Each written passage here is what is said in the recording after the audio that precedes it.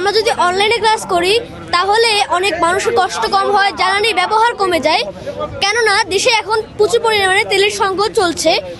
কিন্তু যদি অফলাইনে ক্লাস হয় এতে অনেক দিন বাচ্চারা ক্লাস করবে এবং শুধু একদিন মাত্র ছুটি পাবে।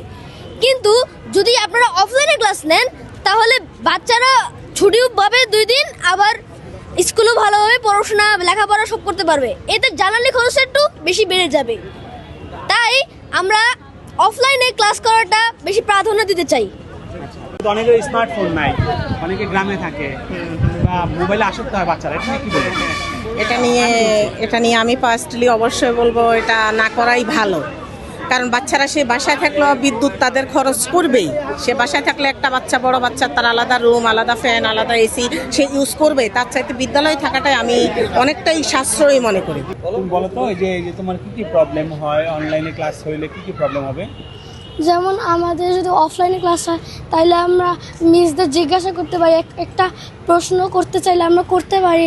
কিন্তু যদি অফলাইনে ক্লাস হয় তাহলে আমরা এটা করতে পারি না, কারণ অনেকে অনলাইনে হলে এটা আমরা করতে পারি না, কারণ এটা অনেকে প্রশ্নটা করে। এই জন্য আমি চাই যেন অফলাইনে এই ক্লাসটা হয়, তাহলে আমরা সুন্দরভাবে ক্লাসে শিখতে পারি এবং মিসদের জিজ্ঞাসা করতে পারি এবং প্রশ্ন উত্তরগুলো সলভ করতে পারি। ভালো কথা বললাম। অফলাইনে ক্লাস হলে যেটা হয়, বাচ্চারা স্কুলে আসবে, ওদের বন্ধুদের সাথে খেলতে পারবে, কথা বলতে পারবে, শেয়ার করতে পারবে। অফলাইনে আর অনলাইনে ক্লাস হইলে তখন কি হয়, তখন বাচ্চারা মোবাইলের প্রতি আসক্তি বাইরে যায়। তো সে আসলে ওইভাবে যেহেতু কাউকে দেখতে পারতেছে না, ইচ্ছা মতো প্রশ্ন করতে পারতেছে না, খেলতে পারতেছে না, এই কারণে বাচ্চারা আসলে তারা নিজেরা অনলাইন ক্লাসটা পছন্দ করে না। অফলাইনে ক্লাস করলে বন্ধুদের সাথে খেলা যায়, তারপর বন্ধুদের সাথে মজা করা যায়, তারপর ক্লাসে থাকা যায়। এই জন্য অফলাইনে ক্লাস করলে আমার ভালো লাগে। আর অনলাইনে ক্লাস করলে শুধু আমাদের মোবাইলের পাশে বসে থাকতে হয়, কোনো প্রশ্ন করা যায় না। তাই আমি